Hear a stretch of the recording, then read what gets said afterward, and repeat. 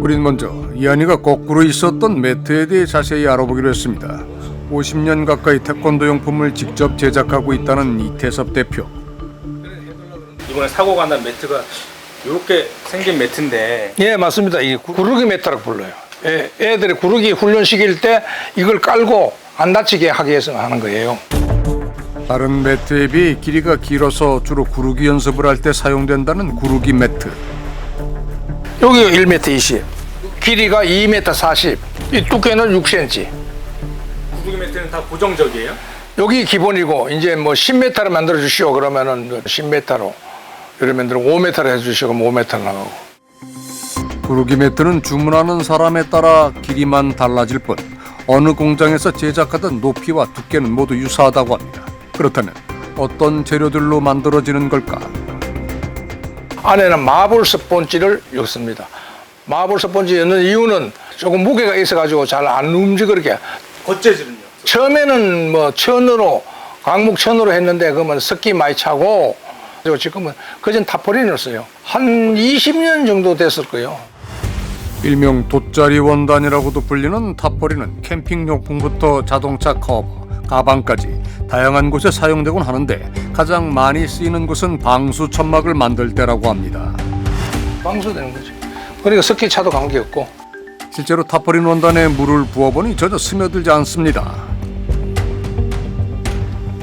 통기성은 어때요? 공기는 안 통합니다. 그 안에 들어가 보신 적 있어요? 안 들어가지. 거기 들어가는 사람이 어디 있습니까? 거기 들어가면 큰일 나지.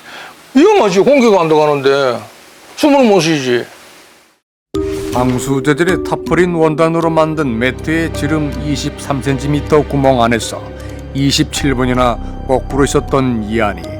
당시 매트 안의 상황은 어땠던 걸까? 우린 2년 전 이태원 참사가 발생했던 당시 군중 밀도에 대해 연구했던 원병무 교수와 함께 이한이가 좁은 매트 안에서 압박을 받으면서도 호흡을 할 수 있었는지를 살펴보기로 했습니다. 이한이가 매트에 들어갔던 상황과 똑같은 조건을 만들기 위해 묶어놓은 매트의 가운데 구멍 지름을 23cm에 맞췄습니다. 그리고 그 구멍 속에 이한이의 폐 부피에 해당하는 크기의 풍선을 넣고 일정한 크기가 될 때까지 바람을 넣어봤습니다. 정상호흡을 하기 위한 그 1회 호흡 그 부피를 보면은 한 500ml 정도의 공간이 확보가 된다 그러면 정상호흡을 할 수 있다는 거죠. 그리고 어깨가 들어갈 정도라고 한다면은 이 가슴 앞쪽에는 이제 공간이 좀 비어 있기 때문에 정상호흡은 아마 가능했었을 것 같습니다. 그러니까 매트 안에서 숨을 쉬기 위해서는 일반 성인의 경우 보통 500ml 정도의 공간이 확보되어야 하는데 3살 나이인 이한이가 들어가 있었던 매트의 경우도 500ml의 공간이 확보되었기 때문에 이한이가 처음 매트에 들어갔을 당시 호흡을 할 수 있는 부피는 확보되어 있었다고 합니다. 하지만 저희가 첫 번째 고려할 거는 이제 중력의 영향이 있을 것 같아요.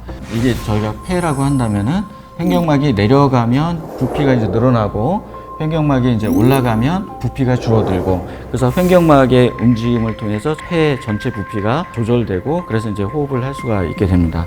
정상 자세에서는 호흡이 큰 어려움이 없는데 거꾸로 있는 그런 자세에서는 횡격막의 움직임이 반대로 되면서 이걸 이제 움직이려면은 저희가 더 많은 힘이 들어갈 수밖에 없다는 거죠. 거꾸로 있는 상태에서는 이제 호흡이 정상 상태보다는 훨씬 더 어렵게 됩니다.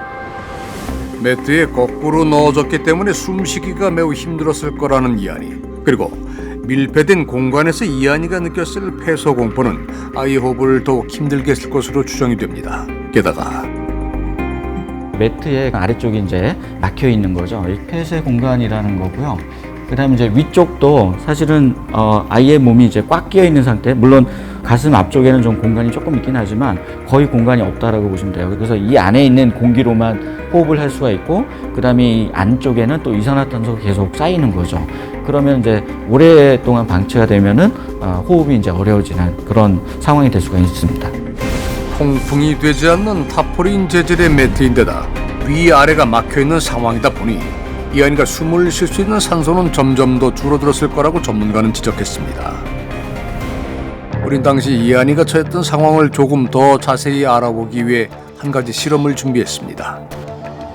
매트 안의 온도와 산소량, 이산화탄소량을 측정할 수 있는 기계를 준비하고 실험자의 머리와 가슴의 압력을 측정할 수 있는 센서를 부착했습니다.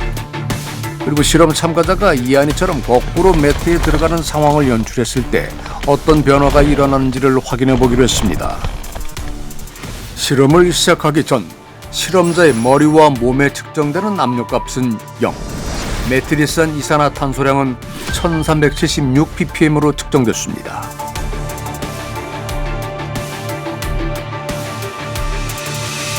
저희가 다리를 잡고 있을 테니 못하겠으면 바로 오른쪽 발을 흔들어 주십시오. 네, 알겠습니다. 들어가겠습니다.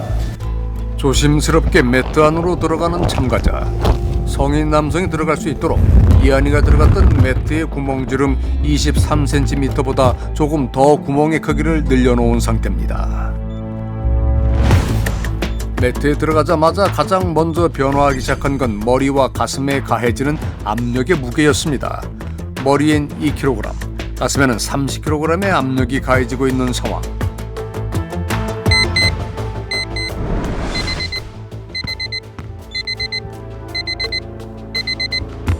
얼마 지나자나 경고음이 울리기 시작했는데 이산화탄소량이 1500ppm 이상이니 환기를 시키라는 경고음이었습니다. 1분 경과. 아직까지 꺼내달라는 신호를 보내지 않고 있는 실험자.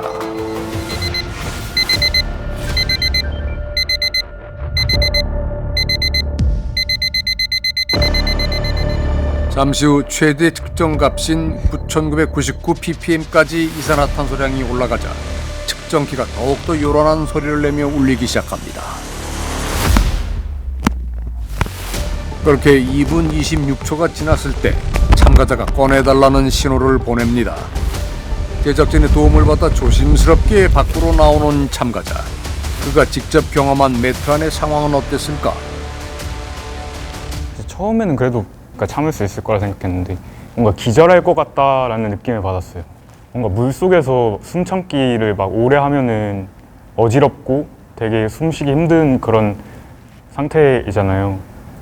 그것처럼 호흡을 하려고 계속 노력을 해도 막 숨 쉴 틈조차 없는 그런 느낌이어가지고 지금은 약속하에 하는 거기 때문에 안전하다라는 본인이 느끼시잖아요. 네, 만약에 안전한 걸 못 느꼈다면 어떻게 되셨을까요?